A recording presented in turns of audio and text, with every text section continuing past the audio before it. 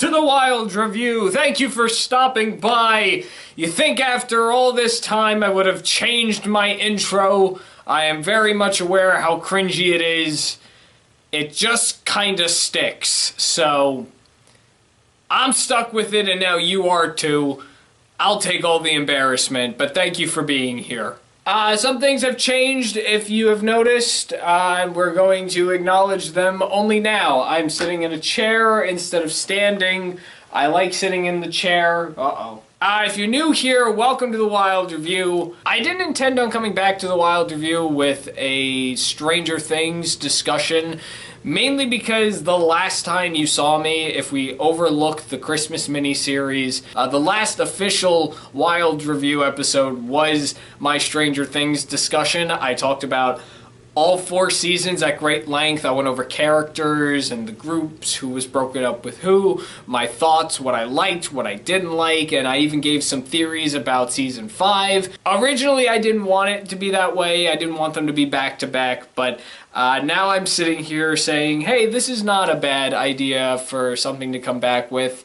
It kinda is a little fitting because it was gonna happen at some point. I had every intention to do a season 5 discussion, and I think it's better that I do it now, apart from it being after discussing a bunch of other things. It just would have felt a little out of place. So we're starting off strong with a discussion of season 5, the final season of Stranger Things. The end of the line for all these kids and teenagers and adults. They are not 30 years old when they stop Vecna, although some of them probably are because they are adults. I don't really know how old the kids are in this season. I should probably look that up before I edit the video fully. And am I wasting your time? I want you to be honest with me. Do I need to discuss season 5? I feel like you already know what I'm gonna say, because everybody else is saying it. Here's a fun fact about this particular Wild Review recording. This is the second time that I'm filming all this, and there's 2 reasons why. The first, which is kind of irrelevant, I just didn't like how the first recording turned out. I knew it was okay, but it definitely went on a little longer than I would have liked it to. I basically read every single note that I had, with the exception of going over every episode. I tried to format it the same way that I did that first Stranger Things discussion, and I mean, I thought it worked, but the more I'm sitting here, the more I realized I kind of missed some points that I think would have been better to discuss. I could have used better words, like a word that's coming to mind is safe. I didn't mention anything about this season feeling too safe, and that's in response to how none of the major characters suffered any sort of fate.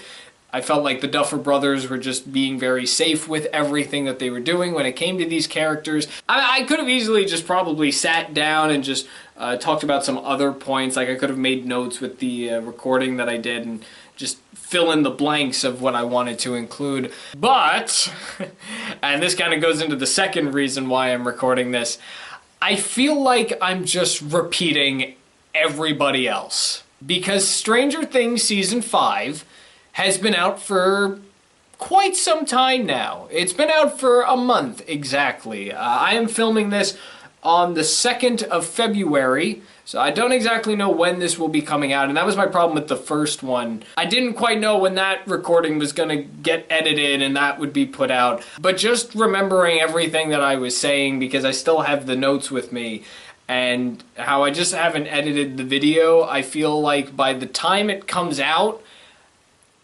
I'm just gonna be sounding like everybody else. Stranger Things Season 5 seems to have done something to everybody that is bringing us together. Not in the greatest way, though. I have not heard anything different when it comes to Season 5. Specifically, the ending. I have to emphasize that. It's more the ending that a lot of people have an issue with, and I am the same in that ball field. Volume 1 was absolutely fantastic. It gave me a very intense feeling. I was starting to get worried about some characters. I felt the feelings of suspensefulness and fear and confusion, and then a bunch of other emotions. The only thing in Volume 1 I really didn't like was how the trailers made it look like it was going to be one thing, and it really wasn't. So in the trailer, which isn't really a Volume 1 trailer, it's more of just the Season 5 trailer as a whole, there's a bit where Vecna tells Will that he's going to help him one last time. Now that was edited to look like it was going to happen at the end of episode 4. I'm assuming you know what's going to happen at this point. I guess I should have made this very clear. There will be spoilers in this episode. This is the spoiler zone. We're in the spoiler zone. If you haven't seen Season 5 yet, stop watching this. But the moment with Vecna talking to Will in Hawkins, that whole scene right before Will's powers show up, that was edited in the trailer to make it look like Will was kind of evil. And that line does show up later on in the season. It shows up in Volume 2, which I'm fine with, but I was a little disappointed because I thought we were going to get something different at the end of episode 4. Not that what we got wasn't fantastic. I left that episode in the most biggest shock ever. I was starstruck. Can I use that word? I was starstruck.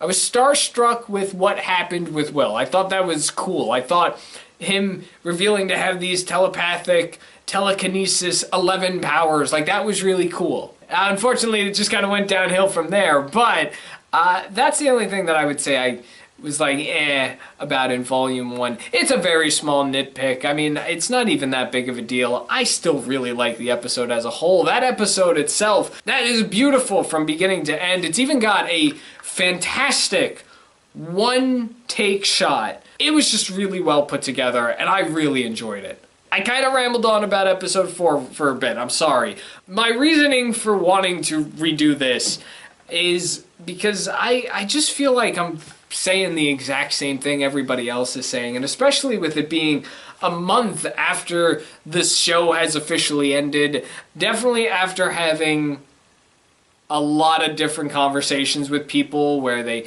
gave me a new perspective on something and we talked about something that maybe I didn't address in the original recording. That's when I realized, okay, maybe I missed a few points, but also I'm not adding anything new to what I'm discussing because everybody's in agreement that Season 5 was just not the best. It didn't excite us. It didn't hold us to our expectations that we had. You know, did I have theories and thoughts about what was going to happen this season? Absolutely. I ended the original special video that I did with a list of theories, which I do plan on going over with you, although I'm pretty sure we all know what happened.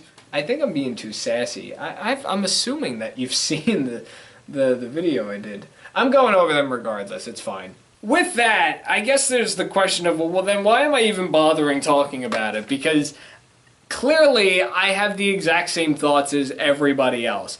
I feel the exact same way that a majority of other people feel about that one scene in episode 7 where Will is having a discussion with everybody, and it's a nice scene. It's very nice. And I think I'm a little more sympathetic to it because I'm keeping in mind that this is the 80s that this is happening in, and a lot of people back then aren't like how they are today. You know, if somebody comes out these days, it's kind of just like, okay, cool, and people are a little more open-minded. But back in the 80s, that wasn't a typical thing that always happened. I mean, it's very understandable for Will to feel the way that he does, fearing that his friends are not going to want to be his friends anymore. I'll even go as far and say that, yeah, that's a pretty good trick that Henry has against Will. He'll reveal that secret. I mean, this is a scary situation that all of them are put in regardless, so to have this underlying secret that he is holding from this teenager, that's terrifying. So I can understand that. What I can't understand is, why is Murray there? Why is Callie there? Does Callie even know who Will is? Also with that particular scene, I feel like that the tension that was there right before the scene even happened, I felt like it was gone. Like Mike just walked in and said, hey, Hopper's on the move, we gotta get going. And Will's like, hang on, I gotta talk with you. Actually, everybody. And everybody just sits down as if they're about to watch a goddamn play. Like, everybody's calm, there's no suspense, nobody's yelling at Will. I think that's what would have definitely made the scene a lot better. Maybe it wouldn't have given it the reputation that it had. If it was just a few characters, so Joyce, Mike, Dustin, Lucas, Max, we'll throw 11 in there, and Jonathan, of course. I mean, we can even have Robin in the background. I think if those characters were the only ones in that scene, as well as there being a little push for Will to spit it out, like everybody kind of getting a little upset with Will, like, hey, come on, we gotta get going. Hopper's gonna battle Vecna and we're not gonna be there. We gotta get going, dude. Like, if there was some tension to the scene, forcing him to spill it out, and then he just breaks down, and that's where everybody goes silent and they're hearing him out, and it becomes a very touching scene, seeing him break down, fearing that he's gonna lose everybody, and then it ends with a big hug from all of those people. I think that would work. I think that would have been a much stronger scene, in my opinion. I'm sure other people have different opinions on that scene, but I think that's what would have made the scene work. It would have made it less awkward. Instead, we just put Will on display for all these individuals to see. I'm not sure what Murray's going to do with that information, but now he knows. You know, that scene itself has been discussed a number of times by so many different people. Like, I just talked about it now. Does that add anything? Did what I say just add anything to the big discussion of Season 5 of Stranger Things? Everything I'm going to say is exactly what everybody else has been saying. So why am I saying it at all? Because I made a commitment.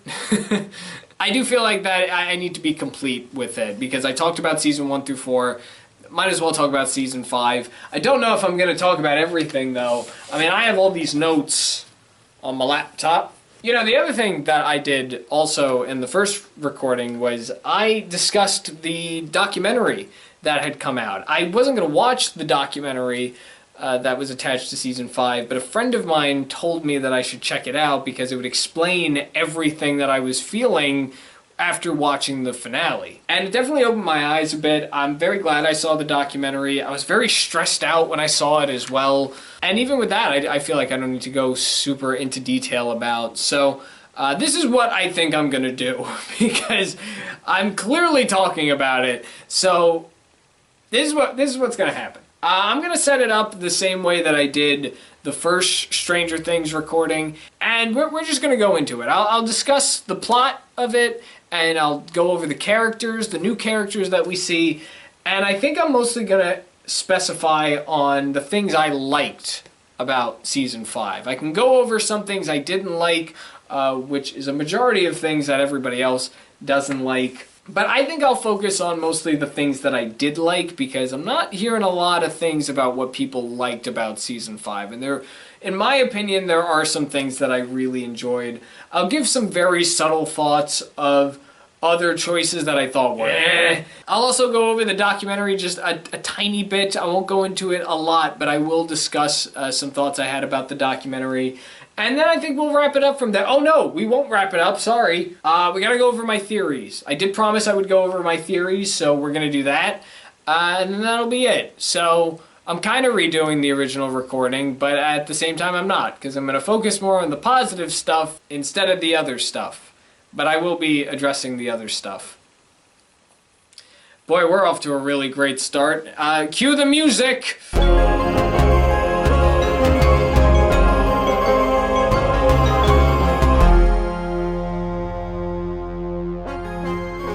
November 1987.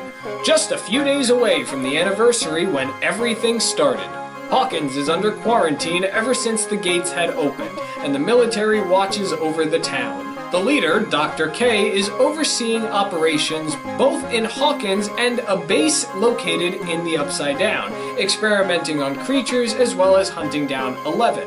Life is semi-normal despite many restrictions in Hawkins, but our party of characters are all on a mission to hunt down Vecna and kill him once and for all before he strikes again. On one of their missions, known simply as a crawl, a Demogorgon throws their plans off when it opens a gate at the Wheeler house, injuring Mike and Nancy's parents and taking Holly, who has an imaginary friend named Mr. Whatsit. Now, the group must devise a new plan not only to figure out what Vecna's new game is, but rescue Holly as well as the various other children that seem to be his new target. During their adventure, each one of them goes through various emotions of grief, aggravation, tension, and change, as they all prepare for what they hope to be their final fight together. I feel like I'm holding way too big of an object here. Okay, the characters in this season, I mean, we know the characters, we know who the main characters of the season are. We have Will, Mike, Dustin, Lucas, Eleven, Joyce, Jim, Nancy, Steve, Jonathan, Robin, and then we have Max and Murray and Erica. But Max and Murray and Erica, they kind of seem to be a little distant. I mean, Max has an explanation. There's a reason why Max isn't really part of the season that much, which everybody knows why. Erica and Murray, they're like part of the group, but they're not as part of the group like they were in the past, oddly enough. And Vicky's part of this season as well. Scott Clark. Scott Clark makes an appearance this season. He helps the teens a little. Holly Wheeler is also a major part in this season. Finally, she gets involved with a lot of the things that are happening in this season. We're going to talk about Holly because she's also a discussion that a lot of people have had opinions on. But also, Karen has a bit of a role in this season as well, which I'm very happy to see. She has a bit more of a role to play. And I say I'm happy because, I don't know if any of you know this, but the actress who plays Karen, she's listed as a main character. I don't know about every season, and she may have been recurring in the first season, but she's been credited as a main character throughout the show's history, and I feel like she just does nothing. I don't even think she's in every episode half the time. As for new characters, we have Derek Turnbow, a friend of Holly's. We have Dr. K, who is kind of an antagonist. Lieutenant Robert Akers and Sergeant Louis Ramirez, they're soldiers. We have Mary, who's one of Holly's classmates. Debbie Miller, who is also one of Holly's classmates. Miss Harris, who is Holly's teacher, which, fun fact, I learned this from the documentary, that is the Duffer Brothers real-life drama teacher, so I thought that was really cool that they got her involved with that. Then we have the Turnbow family, like Tina and Mr. Turnbow and Mrs. Turnbow. Principal Higgins makes an appearance this season. Of course, Vecna, Henry Creel, and Jake the Snake. I put Jake the Snake on the character list because he was in the first episode. He's a snake. For some reason, I thought Jake the Snake, because they bothered to give him a name. I thought he was going to play a role this season, and he died in the first episode. Oh, poor Jake the Snake. We miss you, friend. So in the original discussion that I did with Stranger Things, in that big special video, I went over the groups that all the characters were broken up to, because that's a common thing that happens in Stranger Things. You'll have the characters broken up, and those are essentially how the subplots are broken up in every episode. So like season 1, you had all the kids together, and then you had the teenagers together, and then Hopper and Joyce, I don't know why I blanked on her name for a second. Oh, Ted Wheeler. Ted Wheeler is in the show also. He's in this season. He's a very important character. He is my favorite character in the show. This season, while I'm sure they broke the characters up into certain groups, and maybe you noticed that they were in certain groups, I definitely noticed it at times, but I found it very difficult to keep track of all the different groups, because this season they all just kind of came together, which wasn't a bad thing. I actually like the idea that they came together. In fact, that's one of my notes here, how this season we're really mixing up character dynamics, and we're having characters that haven't interacted before finally interact. I've seen countless memes and people pointing out how Steve and Will have never shared a conversation. Well, that's obsolete now. Along with that, Robin and Will have a lot of screen time together, and they're characters that I don't think have ever really talked at all. As a matter of fact, I don't think a lot of the characters have talked with each other. Not necessarily just Will with certain characters, but, like, has Dustin ever talked with Jonathan? Has that ever been a thing? Who else? Nancy and Eleven? Have they interacted? Probably from like, maybe, yeah, no, they've had to, yeah. On top of the characters interacting with each other, we also had characters interacting with Vecna that have never interacted with him before, which I thought was really cool to see on camera. And then also we had characters going into the Upside Down for the first time, which is something that I didn't realize until towards the end of the season. This was the first time Jonathan was in the Upside Down. I believe this is the first time any of the kids were in the Upside Down, which is interesting because the kids are the ones that have essentially nicknamed the Upside Down as to what it is, which was another thing that I realized about this show towards the end of the season, especially when we learned what the Upside Down really was. Justin had a really good point that everything they knew about the Upside Down has been wrong. And that felt like the most realist thing that could come out of this show, especially when you realize and think back to the early seasons and the discussions that they have about what the Demogorgons are and what this world that Will is in. That was all made up by the kids. It's all Dungeons and Dragons terminology. Demogorgons are what we know the creatures as, but in the world of Stranger Things, unless that got retconned, I'm pretty sure they don't have an official name. That's just what the characters nickname them as. The same thing goes with the Upside Down. There's no proper name for what it is. There's no scientific name, at least to my knowledge. I don't think there's any scientific name to it. That's just what the kids called it. Henry doesn't even know that he's nicknamed Vecna. That really sucks that we never get to see his reaction to it. This can make you feel a little fearful. I mean, at least for me, I started feeling a little fear when watching these characters because that idea and acknowledgement that these characters are basically naming these things that they're going up against, it also hits you that they're legitimately going in blind with a lot of the things that they're up against. In other words, they truly have no idea if any of their plans will work or what exactly they are dealing with. They think they understand one thing, but it's really another thing. Now, of course, their plans do work, so that kind of stinks that we never got a moment where something went wrong and they ended up losing. They did end up losing at the end of season 4, but that was kind of different. But we just have these characters going into this different world, which this season we find out it's not even a different world. It's a bridge between two different worlds. But they enter this world and they really don't know anything about it. They're just taking a guess. And that's what this entire show is. It's just characters taking a guess, trying to fix a situation and doing the best they can, hoping to come out alive. There's also a lot of exposition in this show, especially in this season. It gets tiring. Let's jump into different things that I liked about this season. I mean, we already had a little discussion about some things I liked. Okay, so one thing that I also liked, which I know may be a hot take, I'm kind of on the fence about how I feel with the resolution at the end of season 4, how they deal with the Gates and Hawkins. I've seen a lot of people get really upset with how underwhelming it is that we not only have a time jump and we see that the gates are shut down completely tight by metal plates. I kind of felt that as well the first time that I saw this season, but at the same time, what other choice do they have, I guess, right? Like, how else are you going to deal with this issue? I didn't even know how they were going to deal with this issue. That said, I expected a lot more. I didn't expect a massive time jump like we got. I thought we were only maybe going to just jump a couple of months, not exactly a full year. I also expected Hawkins to look a little more apocalyptic.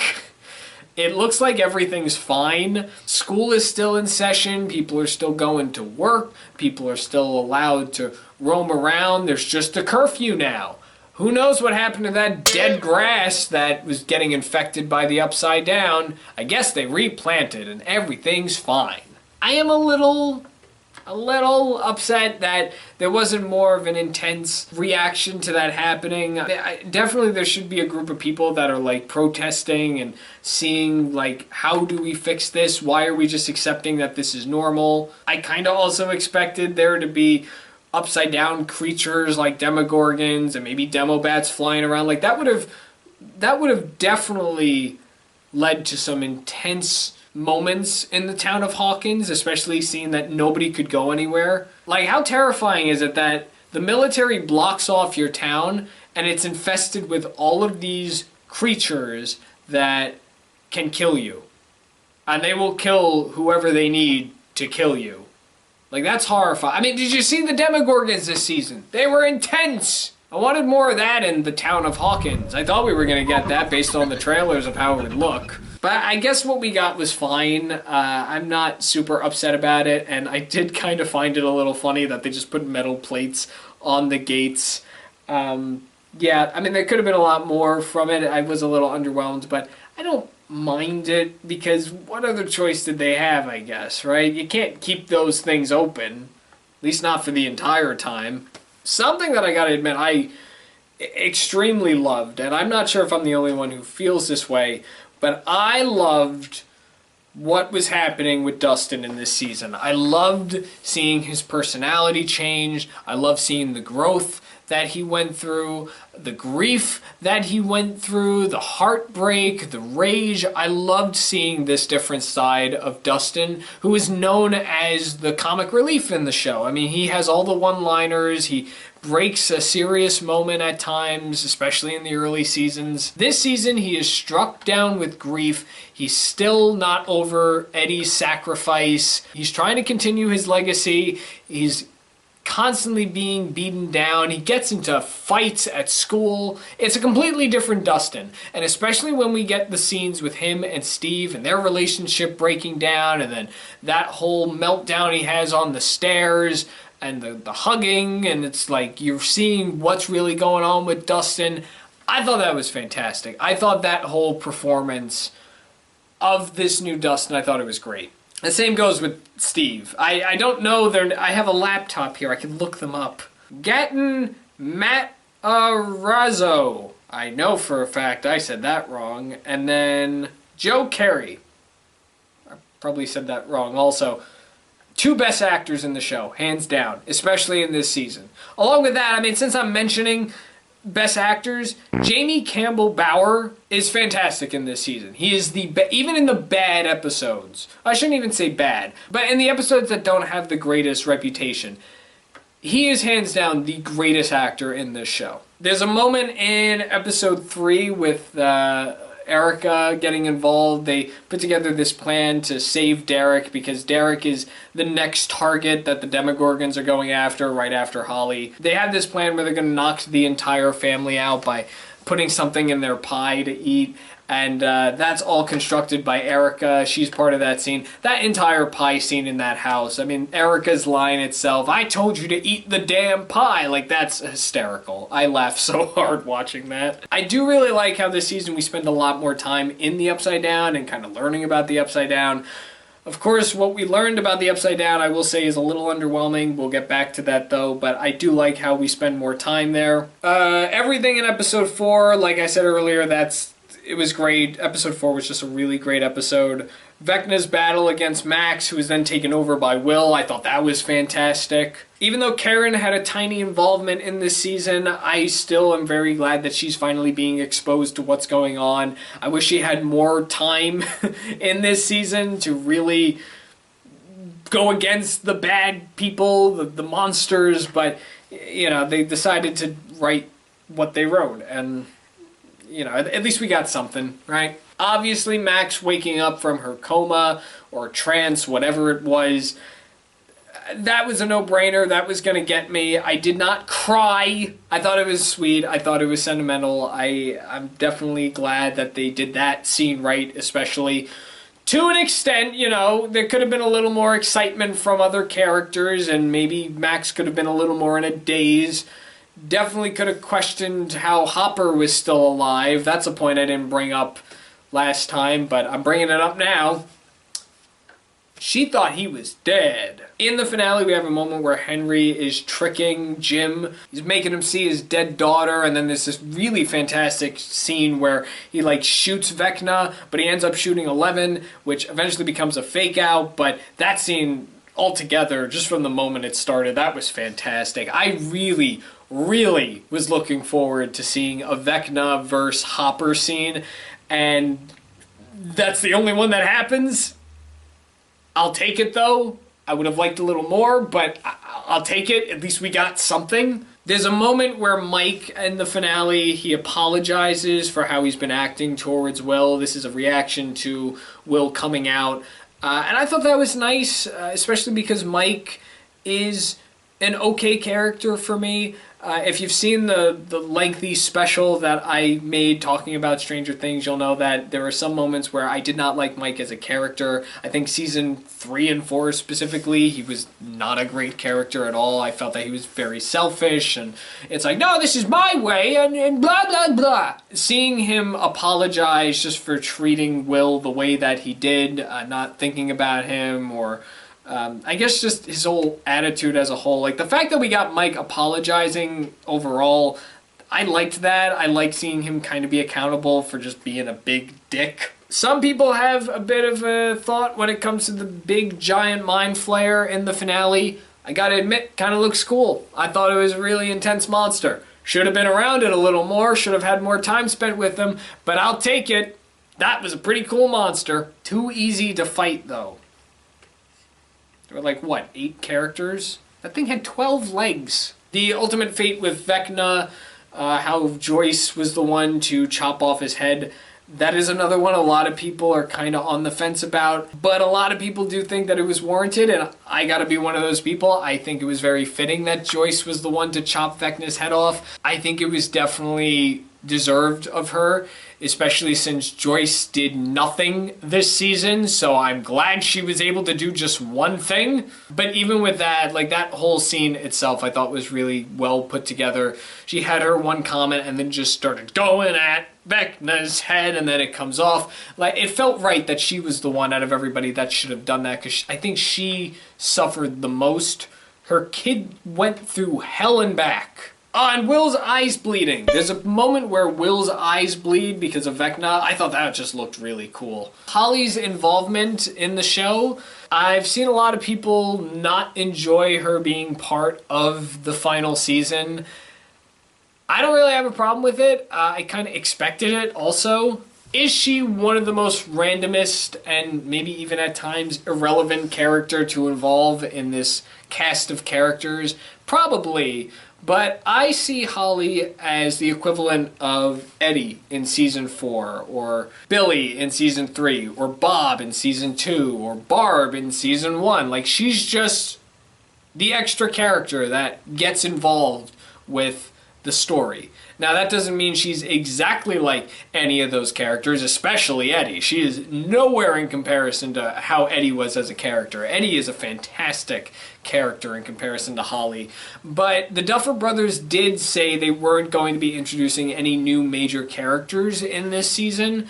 And they kept their promise to an extent. You know, we do have new characters, but having them have a character who is already part of the show but doesn't have that big of a role in the show, and then incorporating her in a way where she could be part of the evil scheme, like, I thought that was fine. Like, I'm not seeing a big deal about it. I hear that they had a lot more screen time than any other characters. The kids specifically, like, I didn't keep track of the time, obviously. I mean, I could easily look it up. Let's do that, sure. Holly Wheeler had a significantly increased substantial role compared to the previous seasons, with some reports suggesting her screen time even exceeded that of the main characters. That didn't exactly give me a time that I was looking for, but I believe it. So yeah, I didn't really mind that she had a major role this season. The only thing, and I hope I don't get slack for this, the only thing I will say about Holly Wheeler is she looks much older than a 9-year-old should. Like, it looks like she aged rapidly within that year gap. We went from Holly looking like this in Season 4 to this in Season 5. I don't know about that. Like, I know I joked in the past, like Stranger Things characters, they just keep looking older every season, so maybe it fits. Maybe it fits with the theme of these characters looking much older than they should be looking, but you're not convincing me that she's supposed to be 9 or 10 years old. I take her more as like a preteen, like a 12-year-old. If she was supposed to be 12, then that's fine. How old was she supposed to be? Approximately 9 to 10 years old. The other thing, which is kind of a discussion of whether or not it was a good idea, the character Callie came back, which actually kind of hyped me up a little. If you know Stranger Things, you know that Season 2 has an episode that nobody talks about. Nobody even wants to acknowledge it because it's not a good episode. I only recently learned that it was meant to be a backdoor pilot for a potential spin-off, but it didn't go anywhere. But there's an episode where Eleven goes to find her sister, which, truthfully, I don't think is a bad concept.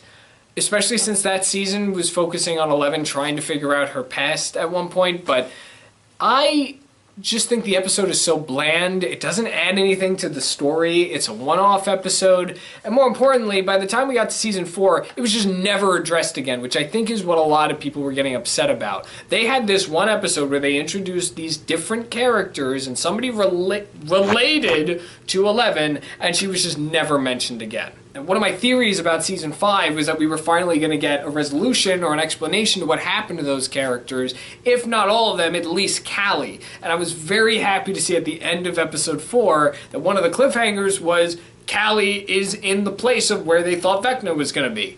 I thought that was really cool. We did get an explanation as to what happened after the events of the Lost Sister. And then nothing happened. Why'd you bring her back? All Callie ended up doing was she ended up convincing Eleven that the hunt for both of them that Dr. K is doing is never going to stop. They're going to keep on trying to experiment with them because that's what was happening this season. They were taking Callie's blood, putting it inside pregnant women, and I guess they were trying to replicate the powers, and they feared that another Henry situation was going to happen, so to ensure that nothing like this would ever happen again, they were going to be destroyed along with the Upside Down when that became the plan, to destroy the Upside Down and break the barrier between Hawkins and the Abyss. Which, we haven't mentioned the Abyss yet. That's the different world that apparently Vecna lives in. And then that's it. That's it with Callie. So do I like the fact that she came back? Yes. I like the fact that she came back and we at least acknowledged that this episode happened, but I feel very underwhelmed with the resolution that happened with her. I mean, she gets shot and dies. She really wasn't that useful when it comes to this season. She had maybe a small part to play, definitely in terms of how the ending worked out for Eleven. The best word I could use for all of this is just feeling underwhelmed. That's the word. I'm just underwhelmed. And I think a lot of people are with Season 5. They just feel very underwhelmed. It wasn't until the documentary when I realized just how intense and how magnificent Season 4 was. The finale for Season 4 is to date my favorite finale of the show, and it's also got my absolute favorite scene in Stranger Things itself. I love the last few minutes in Stranger Things when the worlds start merging, because that's something that I saw happening at some point at the very beginning of the show. I felt like that was going to happen, and it ended up happening. And I was so excited to see where they were going to go with it. This season just feels like a complete straight line from an intense hill. Like, you got over the rocky hill, and now we're going that way. And it's just one straight line to the ending. Yeah, those are all the things that I enjoyed about Season 5. I got a lengthy list of notes about things that I do not like, things that I thought were but truthfully, they're all the same things that everybody else has said about Season 5. The Wills coming out scene, the the constant talking and exposition scenes. There are moments in episode 6 between Max and Holly when they're having a discussion. It's just going on for way too long. I liked the conversation they were having, but that was not the time to have that kind of conversation. Nancy and Jonathan's melting room scene. I'm still quite not sure why the room was melting. We never get an explanation to that. Maybe it had something to do with that sphere. It was just melting the room. It's very possible. But I watched that scene, and I gotta be honest, I did like that scene. I thought it was nice. It went on way too long. It was like a 10 to 12 minute scene, but I'll give the scene credit. It made me forget they were in a melting room because they were saved in the end. The room stopped melting. Their conversation went on so long that it distracted me from the danger. So I give the scene credit that it did something pretty interesting there. At the same time, I had no idea that they were breaking up, and apparently a lot of other people didn't know they were breaking up. Truthfully, I think the only other things I need to bring up, it's the Abyss, like the finale, focusing on the Abyss, and then the epilogue. And the epilogue will lead into something else that I feel is worth bringing up, just because I do want to talk about it. Like, they're my personal thoughts about just how the ending went as a whole. So, in terms of the Abyss, I do like the idea that that was the twist. Like, oh, the Upside Down is not the world that we're supposed to be battling in. It's actually a different world. So now we have a bigger problem. A literal bigger problem. It's a planet, apparently. What is the Abyss? Like, we were just introduced to it so quickly, so last minute, and I feel like we didn't have much time to really enjoy it. Really grasp the idea here. Like, why are we in this new world? I at least thought the Upside Down was the world we were going to be focusing in. I mean, it's a good twist, but why? What is the Abyss? I'm in the same ball field as everybody else when I say it needed monsters, and it's not even just viewers that think that way. The people on the show even think that way. Just watch the documentary if you don't believe me. That world was boring as crap. It was nothing but sand and a spider. But even with that, going back to the Upside Down for a second, why did the Upside Down look that way? Why did it look like an upside down apocalyptic version of Hawkins with vines all over it? Or tentacles, whatever those things were. It was established in season 4 that it was frozen in time on the day that Will went missing. Why that specific day? Wouldn't it have made more sense for it to look that way the day Henry ended up getting pushed through the gate? I mean, he technically was the first one to cross worlds, right? Lastly, I gotta talk about the epilogue, which I will admit I enjoyed to an extent. I was a little bothered that the final battle just kind of wrapped up quickly.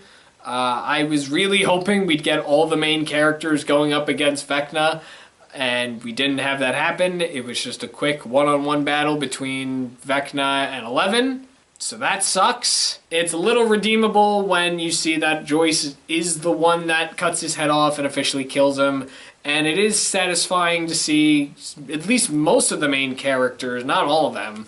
I would have liked Murray to have been there to actually see that this thing is real, because if you think about it, Murray really hasn't been exposed to many things these characters have been fighting, except for a Demogorgon, and he was in the Upside Down at one point this season. But he's like one of the only people that hasn't seen Vecna at all, and I just find that really funny, that he's just going along with everybody, battling this big monstrous creature, and he doesn't even know if this monstrous creature is real.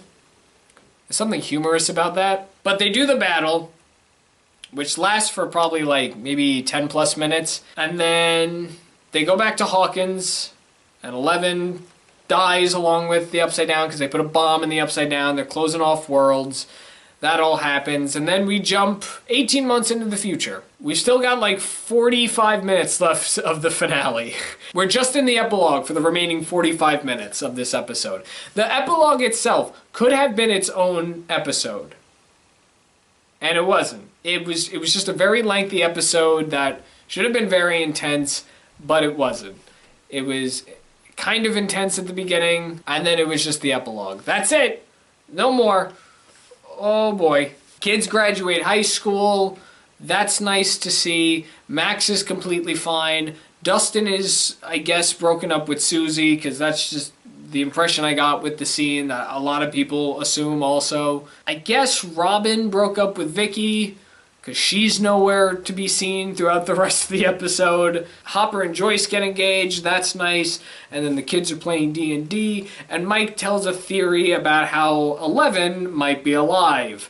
This is something that is definitely dividing the audience. Some people think that she is alive, some people think she's dead. I believe she is dead. I'm not believing that crap. I'm not believing Callie stayed alive enough for her to use her abilities that long just so Eleven can fake her death. I'm not believing it. I think she died. And I'm more satisfied with the thought that she died. Because nobody else died this season. And that's the thing I think that made this season feel extremely underwhelming. And the word I used earlier, safe. None of the main characters suffered any major consequence. Nobody had any major disability. The closest thing we got was Karen has a huge scar on her neck now, which is nice to see. I mean, that sounds morbid, but it's nice to see somebody is forced to forever deal with a wound from this big battle. A battle happened in their town. The town opened up. A portal. I spit on myself. There were no injuries, no consequences, nobody died. Steve had a fake out death and nothing came out of it. Jonathan saved him. Well, the tension between them is over. I think somebody needed to die. I think there needed to be a character, aside from Eleven, to die. On top of that, Max should be disabled. I don't know why she's not. Everybody's talking about how they don't understand how she was able to graduate when she missed 2 years of school. I'm trying to figure out how she was able to move fine after a little numbness when Vecna literally cracked her bones, took her sight. This girl should be in a wheelchair. She shouldn't have any sight. Oh, and the military also. The military just disappears. I mean, that itself has been discussed multiple times. Everybody's wondering what happened with the military. They just disappear.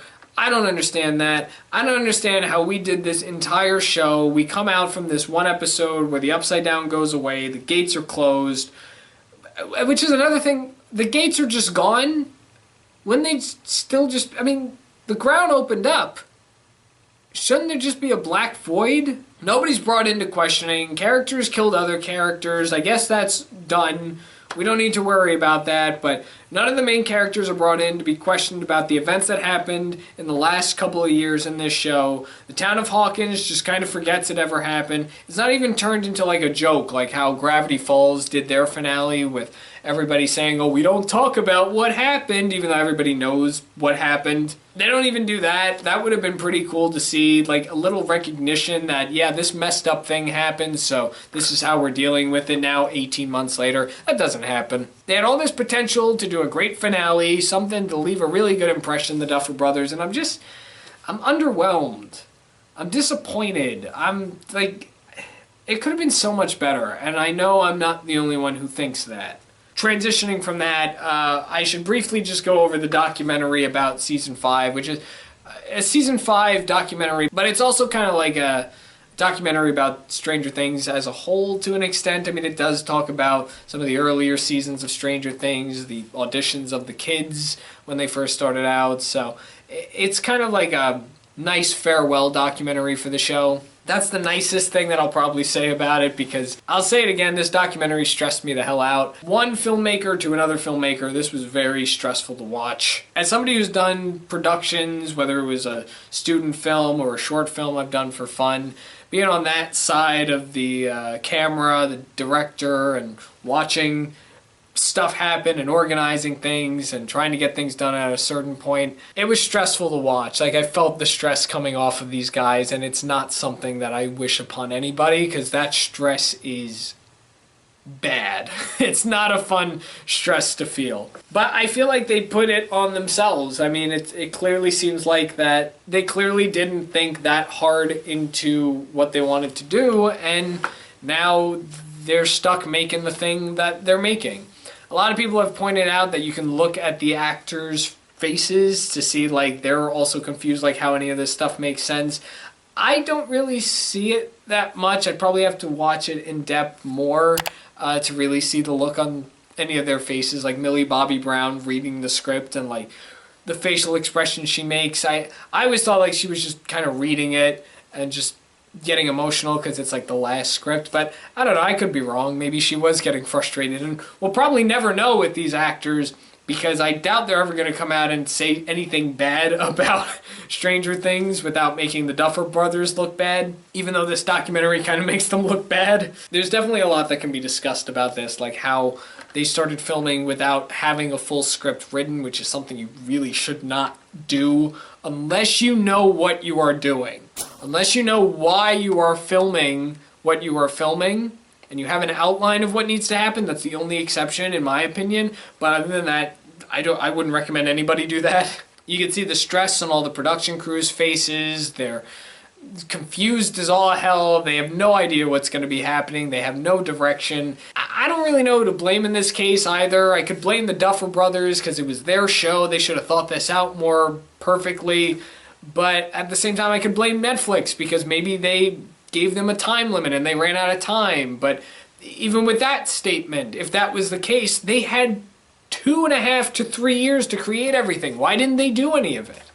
Why did they not put in the work that should have been put in to make this season great? They said they didn't want it to be like the finale of Game of Thrones, and while I've never seen the finale of Game of Thrones, let alone Game of Thrones as a whole, I do know the finale's not great based on online reviews and the rating it has online. And that, I feel like, is exactly what they ended up doing. It wasn't horrible, but it just wasn't living up to the expectation that we all had.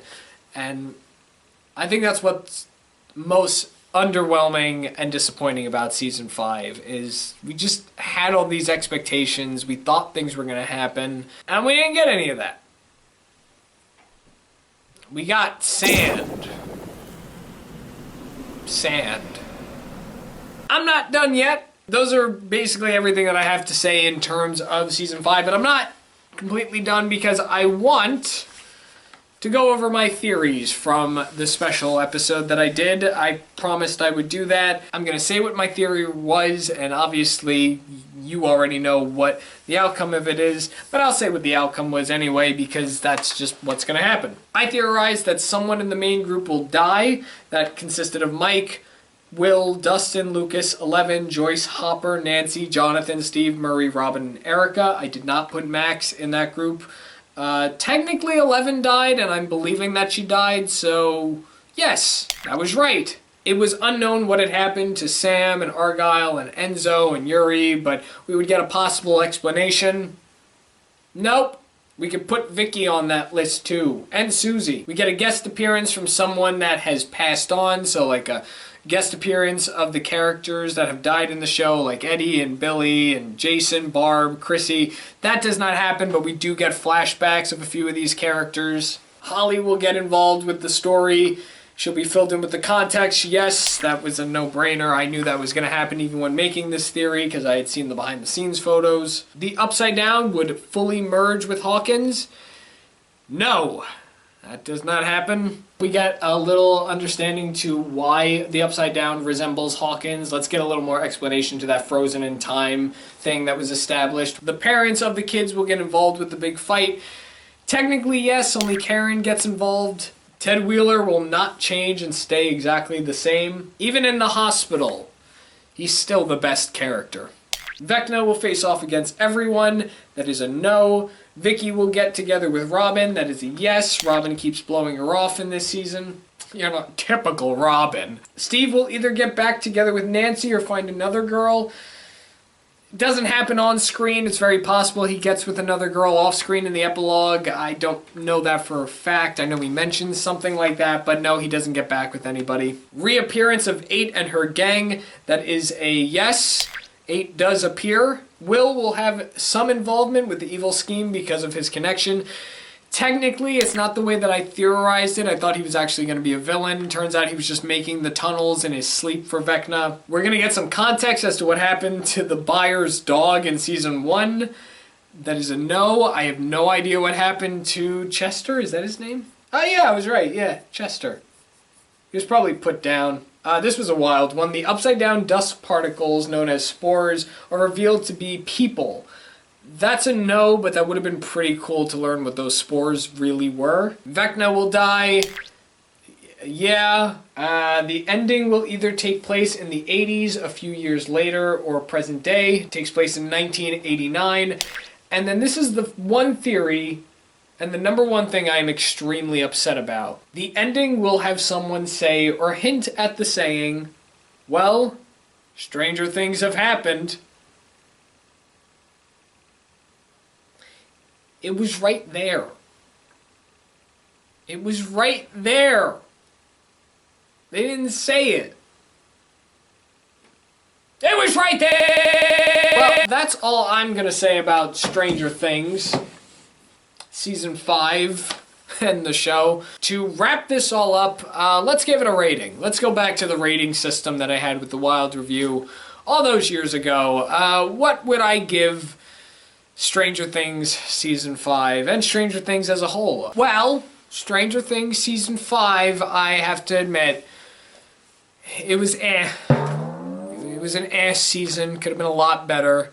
But the show itself, I thought, was pretty good. Even with that eh season and a few episodes that were like hit or miss and moments that I thought could have been a lot better. I do think it was a really well put together show. I think there was a lot of potential. There's a lot of great moments, a lot of iconic moments also. I mean, we have not had anything like Stranger Things before in this day and age. I truthfully don't think there will ever be something like Stranger Things again in terms of the story, number one, obviously, but also just the phenomenon it became. Like, people fell in love with it. There was merchandise everywhere. I mean, they made a song from the 80s become relevant again. And Running Up That Hill was the song of the summer. I know I've probably said that before, but that blew up in ways that I'm still curious how they made that happen. Like, that's insane. Good show. Season. Again, I think I'm in the majority. I think my thoughts are the exact same as everyone else's at this point. But that's what I think. Now, I do want to end on this comment very briefly. Today is February 2nd, like I mentioned earlier. Happy Groundhog's Day. Earlier this morning, the teaser trailer for the animated spin-off of Stranger Things, Tales from 85, I think it's called. That dropped this morning, and that will be airing on Netflix in April. Now, I have no idea when this is particularly coming out, but it's either going to come out before that show drops on Netflix, or maybe it'll come after. I hope it doesn't come after, but I do plan on watching the animated shows, so I might give my little thoughts on what I think about the season or the show itself. I don't know if this is a limited series or if it's going to be renewed for the next couple of years or something, but regardless, we're getting a spin-off, so I do plan on watching it. I don't really have many thoughts about it right now. I did see the trailer. I'm a little on the fence with it. Something tells me I'm going to enjoy it more than I did the finale, but I got to see it first before I could really say anything. But I just wanted to put that out there, that I am aware that there is a spin-off happening, and I do plan on watching it, and I will probably talk about it here, because why not? And that's going to do it for today, people. Thank you so much for watching. If you agree with me, tell me in the comments. If you disagree with me, tell me in the comments also. Let's start a conversation. I want to see what you say. Thank you very much for sitting back and listening to me for however long this ends up coming out. Thank you for listening to my thoughts about Stranger Things that you probably also share with me. If you like anything you see here, you can give me a like. You can also subscribe if you like. I'm not going to tell you what to do, but you have free will to do whatever you want, so choose. Next time you see me, we'll discuss something completely different, not related to Stranger Things at all. Something a little more lighthearted, something that I've been wanting to talk about for a while, but that'll be in the next one. Until then, keep chilling out, keep doing what you're doing, and I'll be back at some point. Thanks for watching The Wild Review on The Wild Reviewer, and you just saw me review a thing. The ending's still the same too. I know it's cringy, but I ain't changing it. I'm stuck with it forever.